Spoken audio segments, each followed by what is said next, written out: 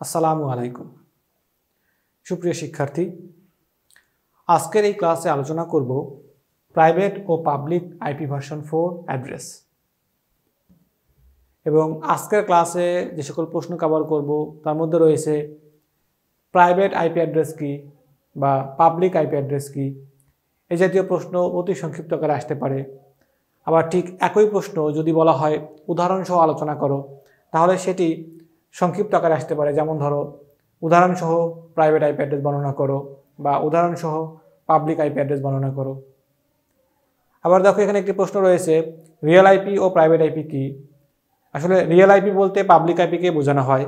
So এটিকে আমরা বলতে পারি যে পাবলিক আইপি ও প্রাইভেট আইপি কি, একই জিনিস। বি ক্লাসের প্রাইভেট আইপি এর রেঞ্জ উল্লেখ করো। তো আমরা এই ক্লাসটি করলেই এই রেঞ্জ সম্পর্কে জানবো, সমস্যা নাই। এবং দেখো, এই প্রশ্নগুলো দেখো বাকাশিপতে এসেছিল বা বিভিন্ন চাকরির পরীক্ষায় কিন্তু এসেছিল। সো এই প্রাইভেট ও পাবলিক আইপি অ্যাড্রেস খুবই গুরুত্বপূর্ণ। সো প্রথমে আলোচনা করব প্রাইভেট আইপি অ্যাড্রেস। এবং এই যে প্রাইভেট পাবলিক, এই ব্যাপারটি শুধুমাত্র কিন্তু আইপি ভার্সন 4 এর ক্ষেত্রেই প্রযোজ্য।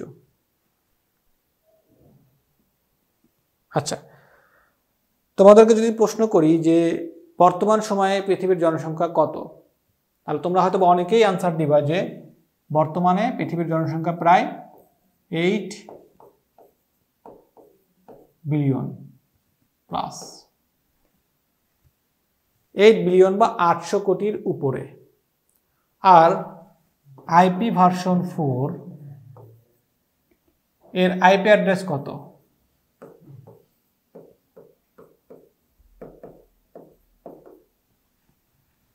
সো পৃথিবীর জনসংখ্যা হচ্ছে 8 বিলিয়ন, আর আইপি ভার্সন 4 এখানে আইপি অ্যাড্রেসের সংখ্যা আছে হচ্ছে 4 বিলিয়নের মতো বা 4 বিলিয়নের বেশি। সো এই পরিসংখ্যান থেকে তোমরা এখন এটা অবশ্যই ক্লিয়ার যে আইপি ভার্সন 4 এনাফ নয়। প্রত্যেক ব্যক্তিকে একটি করে আইপি অ্যাড্রেস দেওয়া সম্ভব নয়, কারণ অলরেডি পৃথিবীর জনসংখ্যা ডাবল হয়ে গিয়েছে। 4 বিলিয়নের ডাবল 8 বিলিয়ন। অপরদিকে এক একজন ব্যক্তির কিন্তু একাধিক ডিভাইস থাকে। কারোর একই সঙ্গে মোবাইল থাকবে বা ল্যাপটপ বা ডেস্কটপ, 3-4টা ডিভাইস থাকতে পারে। তার মানে 4টি ডিভাইস থাকা মানে 4টি আইপি অ্যাড্রেসের প্রয়োজন আছে। সো মূল কথা হলো আইপি ভার্সন 4 এর অ্যাড্রেস সংখ্যা লিমিটেড, খুবই কম। এই যে আইপি ভার্সন 4 এর অ্যাড্রেস সংখ্যা যেহেতু লিমিটেড, তো সেই কারণে চিন্তা করা হলো যে এই প্রবলেমকে কিভাবে সলভ করা যায়। সো এই প্রবলেম সলভ করার একটি মাত্র উপায়, সেটি হচ্ছে আইপিকে রিইউজ করতে হবে, বারবার ব্যবহার করতে হবে, একই অ্যাড্রেস একাধিকবার ব্যবহার করতে হবে। কিন্তু এখানে একটি প্রবলেম রয়েছে। প্রবলেমটা হচ্ছে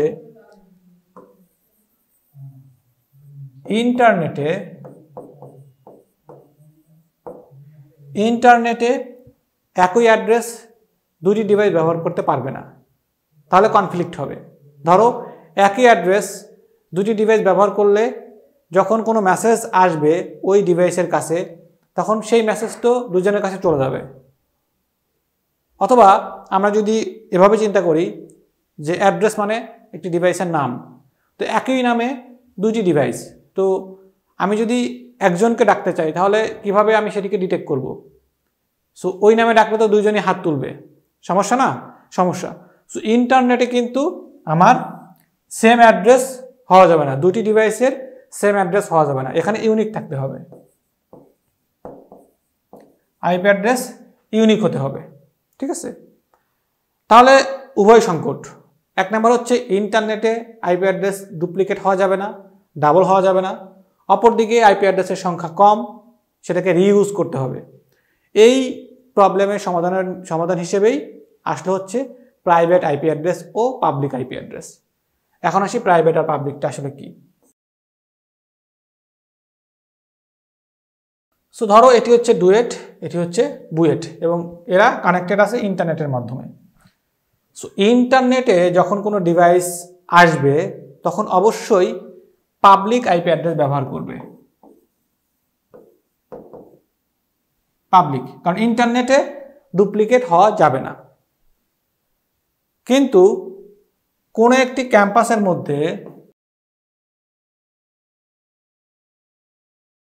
সো কোনো একটি ক্যাম্পাস বা প্রতিষ্ঠানের মধ্যে আইপি অ্যাড্রেস ডুপ্লিকেট হতে পারবে, মানে ভিতরে ডুপ্লিকেট না, লাইক এই বুয়েটে যদি একটি অ্যাড্রেস ব্যবহার করে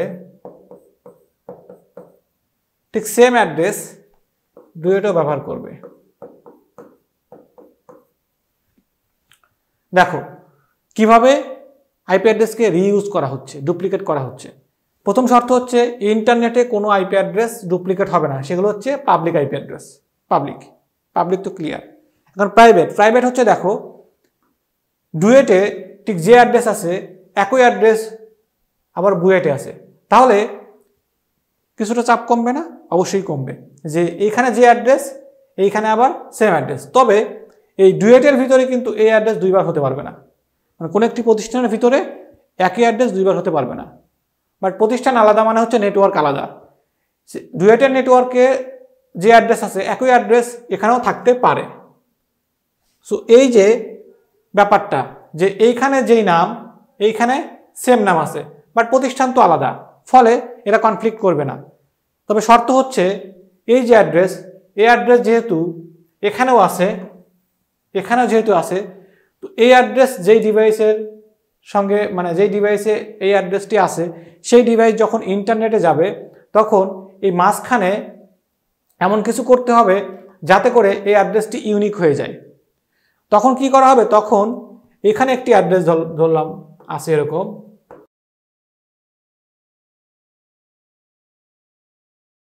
ধরো এইখানকার এই ডুয়েটের ভিতরে যত ডিভাইস আছে সেই ডিভাইসগুলো যখন ইন্টারনেটে যাবে তখন এই অ্যাড্রেসটি নিয়ে যাবে। এখানে একটি ডিভাইস আছে, তার নাম হচ্ছে রাউটার। এই রাউটার কি করবে, এই অ্যাড্রেসটি রেখে দিয়ে এই অ্যাড্রেসটা দিয়ে পাঠিয়ে দিবে। এবং এই ডুয়েটের ভিতরে যদি 1000 ডিভাইস থাকে, এই সব 1000 ডিভাইসই কিন্তু এই একটি অ্যাড্রেস ব্যবহার করবে, এবং সেটা করা সম্ভব। এবং এই একটি অ্যাড্রেস কিন্তু আবার যেহেতু ইন্টারনেটে রয়েছে, এই একটি অ্যাড্রেস হচ্ছে ইউনিক এবং এটি ডুপ্লিকেট নাই। বাট এই অ্যাড্রেসটা ডুপ্লিকেট আছে, কিন্তু এখানে আছে এখানেও আছে। সো এখানকার ইউজাররা আবার একইভাবে যখন ইন্টারনেটে যাবে তখন এই অ্যাড্রেসটি ব্যবহার করবে, এবং এই অ্যাড্রেসটি হচ্ছে ইউনিক। সো ইন্টারনেটের এইটুকু হচ্ছে ইউনিক হতে হবে, যে অ্যাড্রেসগুলোকে আমরা বলবো পাবলিক অ্যাড্রেস।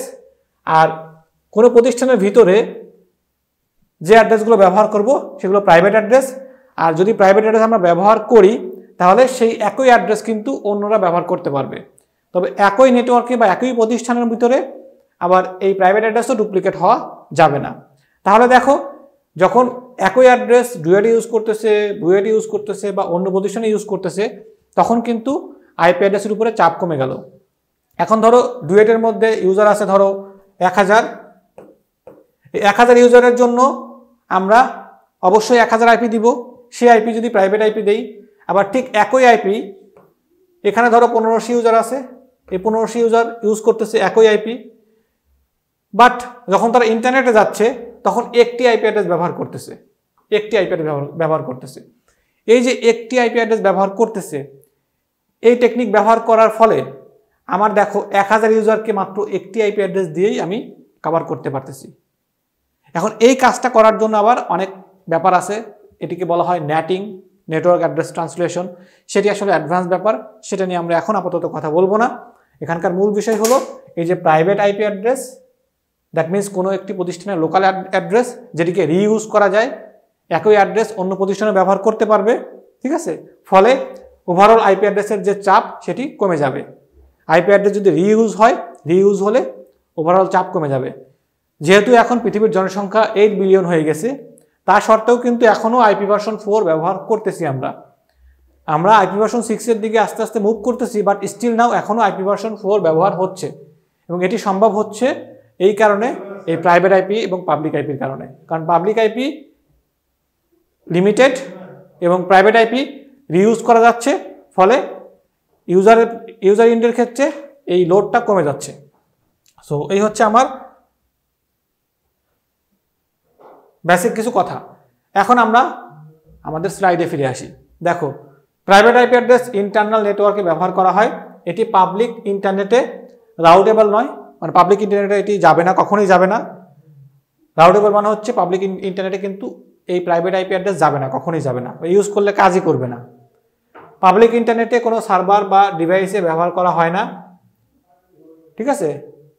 তাই কোনো ডিভাইস বা ওয়েবসাইটকে ইন্টারনেট থেকে প্রাইভেট আইপি দিয়ে সরাসরি অ্যাক্সেস করা যায় না। আচ্ছা, যেহেতু প্রাইভেট আইপি অ্যাড্রেস ইন্টারনাল ইউজের জন্য, সো প্রাইভেট আইপি অ্যাড্রেস যদি আমরা কোনো ডিভাইসে ব্যবহার করি, সেই ডিভাইসকে কিন্তু ওই প্রাইভেট আইপি অ্যাড্রেস দিয়ে ইন্টারনেট থেকে আমরা খুঁজে পাবো না। ইন্টারনেট থেকে কখনোই প্রাইভেট আইপিকে অ্যাক্সেস করা যায় না। উদাহরণ হচ্ছে এটি প্রাইভেট আইপি। প্রাইভেট আইপি ব্যবহারের জন্য নির্ধারিত রেঞ্জ রয়েছে, নিচে প্রাইভেট আইপি রেঞ্জ উল্লেখ করা হলো। আচ্ছা, এখন প্রশ্ন হচ্ছে এই যে প্রাইভেট আইপি বললাম, পাবলিক আইপি বললাম, কোনগুলো প্রাইভেট আইপি, কোনগুলো পাবলিক আইপি? আমরা তো ক্লাস দেখলাম, ABC 3টি ক্লাস দেখেছি। এই 3টি ক্লাস হচ্ছে আমরা এই 3টি ক্লাস নিয়ে মূলত কাজ করব। এখন এই ABC এই 3টি ক্লাসের মধ্যে আমরা একটি রেঞ্জ রেখেছি বা একটি রেঞ্জ রাখা আছে। ধরো এ ক্লাসের ক্ষেত্রে 10.0.0.0 এর এই অ্যাড্রেস থেকে 10.255.255.255 এইটুকু রেঞ্জ হচ্ছে প্রাইভেট আইপি। আবার বি ক্লাসের ক্ষেত্রে 172.168.0.0 থেকে 172.31.255.255। সো এই রেঞ্জের মধ্যে যতগুলো আইপি অ্যাড্রেস আছে সবগুলোই হচ্ছে বি ক্লাসের প্রাইভেট আইপি। এবং একইভাবে সি ক্লাসের ক্ষেত্রে 192.168.0.0 থেকে 192.168.255.255। সো এই হচ্ছে আমার সি ক্লাসের প্রাইভেট আইপির রেঞ্জ, ঠিক আছে? সো এইটুকু আইপি অ্যাড্রেসই আমরা রিইউজ করতে পারবো। এর বাইরে সকল আইপি হচ্ছে পাবলিক আইপি। ABC এর বাইরে সকল আইপি হচ্ছে পাবলিক আইপি অ্যাড্রেস। ক্লিয়ার? তাহলে এই হচ্ছে রেঞ্জ। এই রেঞ্জটি মনে রাখতে হবে তোমাদেরকে। লোকাল নেটওয়ার্কের জন্য এই রেঞ্জটি ইম্পর্টেন্ট। তোমরা যারা বাসাতে ওয়াইফাই রাউটার থেকে ইন্টারনেট ব্যবহার করে থাকো, তারা ম্যাক্সিমাম ক্ষেত্রে 192.168 এই রেঞ্জের আইপিটি পেয়ে থাকো। এই রেঞ্জের প্রাইভেট আইপিটি তোমরা পেয়ে থাকো তোমাদের ডিভাইসে। এখন আসি পাবলিক আইপি অ্যাড্রেস। অলরেডি আলোচনা করে ফেলছি, জাস্ট আমরা এখানে কি লেখা আছে সেটি দেখব। পাবলিক আইপি ইন্টারনেটে রাউটেবল, দ্যাট মিনস ইন্টারনেট মূলত পুরোটাই চলে হচ্ছে পাবলিক আইপির উপরে। ইন্টারনেটে সংযুক্ত সকল সার্ভার, কম্পিউটার বা ওয়েবসাইটে পাবলিক আইপি ব্যবহার করা হয়। তাই পাবলিক আইপি ব্যবহার করে যে কোনো ওয়েবসাইট বা সার্ভার বা কম্পিউটারকে ইন্টারনেট থেকে অ্যাক্সেস করা যায়। যদি কোনো ডিভাইসে পাবলিক আইপি ব্যবহার করা হয়, সেই ডিভাইসকে সরাসরি ইন্টারনেট থেকে অ্যাক্সেস করা যাবে। সারা বিশ্বে ডোমেইন নেম ও আইপি অ্যাড্রেস ম্যানেজমেন্টের জন্য ICANN, যার ফুল ফর্ম হচ্ছে internet corporation for assigned names and numbers নামক প্রতিষ্ঠান কাজ করে। দেখো, যেহেতু পাবলিক অ্যাড্রেস ডুপ্লিকেট হওয়া যাবে না, একই অ্যাড্রেস দুজন ব্যবহার করতে পারবে না, সো এই অ্যাড্রেস তো অবশ্যই মেনটেন করতে হবে, কোনো প্রতিষ্ঠানের মাধ্যমে কন্ট্রোল করতে হবে। কন্ট্রোল না করলে তো যার মতো শেষে ইউজ করবে। এই কন্ট্রোলিংয়ের কাজটা করা হচ্ছে এই ICANN নামে এই প্রতিষ্ঠানটি সারা বিশ্বে। এরা শুধুমাত্র আইপি অ্যাড্রেস না, একই সঙ্গে ডোমেইন নেমকেও কন্ট্রোল করে, ডোমেইন নেম ওয়েবসাইটের যে নাম। তবে সাধারণ ব্যবহারকারীকে পাবলিক আইপি ব্যবহারের জন্য ISP এর সাথে যোগাযোগ করতে হয়। পাবলিক আইপি ব্যবহারের ক্ষেত্রে নির্ধারিত মূল্য পরিশোধ করতে হয় এবং এটি কখনো ডুপ্লিকেট হয় না। উদাহরণ হচ্ছে এটি একটি পাবলিক আইপি। ওকে, এখানে একটি ইম্পর্টেন্ট ব্যাপার দেখো, পাবলিক আইপি ব্যবহারের ক্ষেত্রে নির্ধারিত মূল্য পরিশোধ করতে হয়। দ্যাট মিনস পাবলিক আইপি কিন্তু ফ্রিতে ব্যবহার করতে পারবো না, পাবলিক আইপি কিনতে হয়। আমি সরাসরি ব্যবহার করতে চাইলে আমাকে কিনতে হবে, অথবা আমি যেই কোম্পানির ইন্টারনেট ব্যবহার করি তার কাছ থেকে কিনতে হবে। ওই কোম্পানি কিন্তু অবশ্যই আবার অন্য কারো কাছ থেকে কিনেছে। এখন কার কাছ থেকে সে কিনেছে তার স্টেপ আছে, যেমন মূল ব্যাপারটি মেনটেন করা হচ্ছে ICANN, আবার তার আন্ডারে বেশ কিছু রিজিওনাল অর্গানাইজেশন আছে, তাদেরকে দায়িত্ব দিয়েছে। এভাবে স্টেপ বাই স্টেপ নিচের দিকে নেমেছে এবং সে সকল প্রতিষ্ঠানগুলো থেকেই আইপি অ্যাড্রেস কিনতে হয়। এই রেঞ্জগুলো বরাদ্দ করা থাকে, কোন দেশের জন্য কোন রেঞ্জ বা কোন রিজিয়নের জন্য কোন রেঞ্জ, এভাবে বরাদ্দ করা হয়ে থাকে। এবং কোন প্রতিষ্ঠানের জন্য ঠিক কতগুলো আইপি অ্যাড্রেস প্রয়োজন হবে বা কোন প্রতিষ্ঠান কতগুলো আইপি অ্যাড্রেস কিনতে চাচ্ছে, এর উপর ডিপেন্ড করে নির্ধারিত ফি পরিশোধ করতে হয়। ঠিক আছে? সো এই হচ্ছে প্রাইভেট ও পাবলিক আইপি অ্যাড্রেস সম্পর্কে আলোচনা। আশা করি বুঝতে পেরেছো। ধন্যবাদ।